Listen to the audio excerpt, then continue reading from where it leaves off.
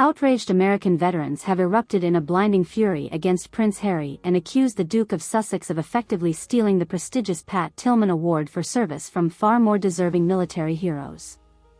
The shocking decision to bestow the former British royal with an honor annually celebrating U.S. servicemen's ultimate sacrifices sparked widespread backlash and allegations that the heavily marketed prince once again exploited his status to eclipse actual American patriots. This is an absolute disgrace and stab in the heart to every man and woman who truly bled for the United States and its freedoms, raged David Belavia, an Army Staff Sergeant and Iraq War veteran who received the Medal of Honor in 2019. For Harry to accept and even put himself up for an iconic American award memorializing Pat Tillman's heroism is utterly disrespectful and a middle finger to every soldier who faced death and overcame far more devastating adversity than just growing up as a privileged royal celebrity in a taxpayer-funded castle. Belavia was far from alone in his contempt. Pretty much every major national veterans organization issued scathing denunciations declaring the Pat Tillman Foundation's selection of Prince Harry utterly invalidated its credibility. Many saw the move as the British interloper's most egregious instance of perceived opportunism and habit of offensively self-promoting inside American cultural institutions to feed his insatiable publicity cravings.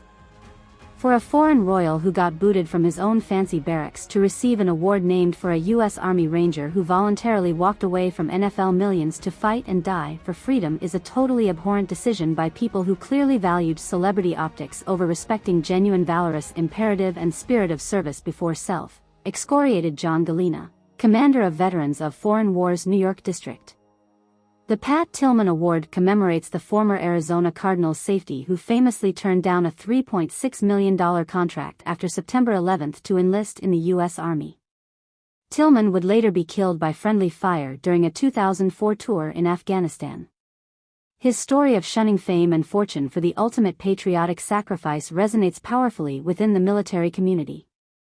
However, veterans insist England's Prince Harry shares virtually no commonality with Tillman other than also serving his nation's armed forces, but only as a career military officer never facing Tillman's level of selfless valor. Rather, they argue Prince Harry's proven desperation for Hollywood celebrity validation made the award feel like the ultimate stolen valor to sanitize his public image amid cries of being yet another spoiled royal grifter capitalizing on fake hardships and unsubstantiated truth claims. From the get-go, Harry's embarrassing memoir admitting he didn't really mind the tequilites he killed downrange illustrated a dangerous disconnection and lack of perspective on truly devastating modern combat realities facing America's volunteer military forces, noted Kyle Osborne, a Marine Lance Corporal who lost his right leg from an IED blast in Afghanistan. So to give him this coveted national honor elevating his minor battlefield experiences alongside true American heroes like Tillman or the previous recipients feels not just insulting, but completely devoid of judicious evaluation. The Tillman Foundation has fired back and attempted to validate the selection, emphasizing how Prince Harry carved an admirable legacy with Veterans Village initiatives and activism to destigmatize mental health beyond the military space. However, most critics remain unmoved, and instead see the rationalization as further perpetuating Harry's instinct to constantly spin self-distorted narratives aggrandizing his real-world accomplishments and marginal every woman struggles into some purposely sensationalized tour de force of overcoming adversity. Look, I'm sure the prince has utilized charitable wealth to finance some decent housing and recreational programs for other veterans. That's commendable, but it ain't the stuff of Tillman-level sacrifice and American valor, said Mark Alley, a retired Army First Sergeant recipient of both Silver Star and Bronze Star with valor for actions in the Battle of Ramadi.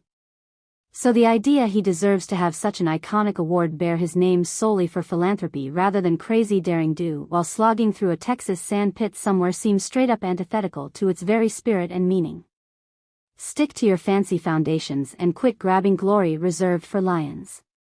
Many detractors believe Prince Harry didn't just grab that glory, but actively, tackily, and transparently lobbied for it, exploiting his celebrity-class prerogatives and connections to campaign for the Tillman Award and bamboozle its organizers.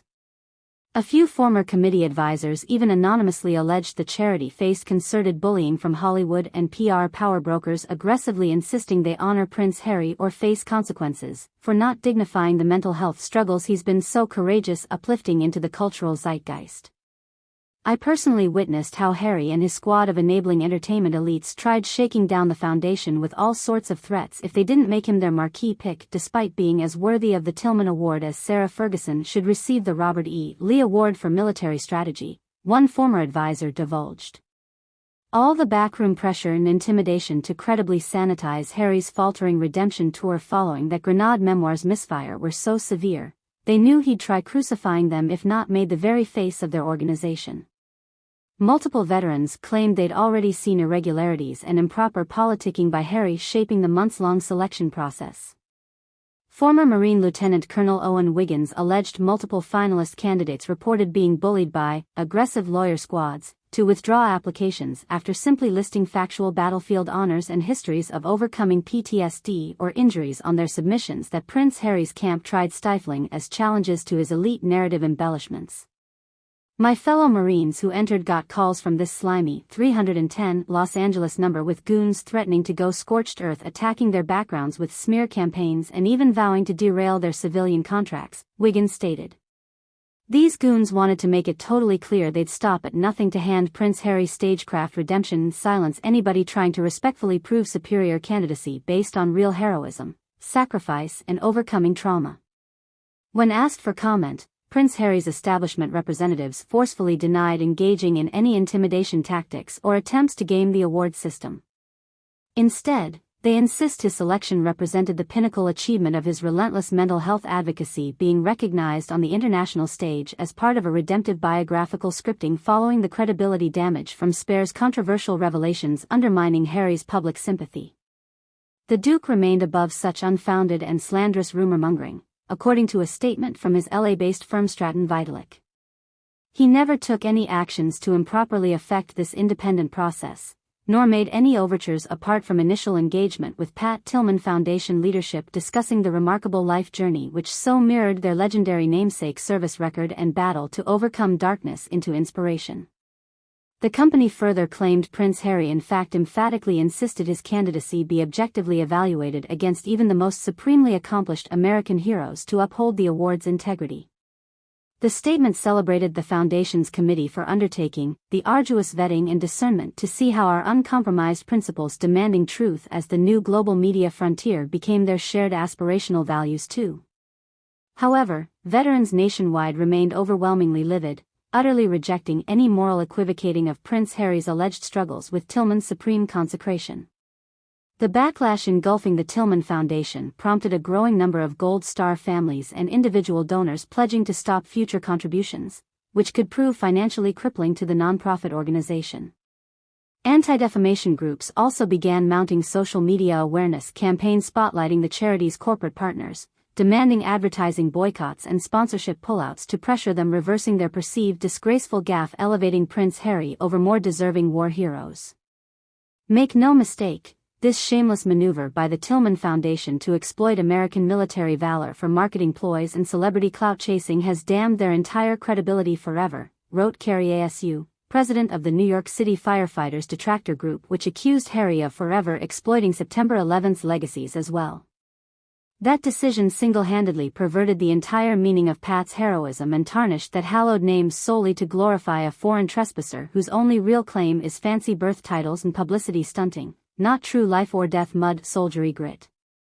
We will never let Harry steal Pat's honor without Americans rallying for justice. As the veteran backlash metastasized into potentially crip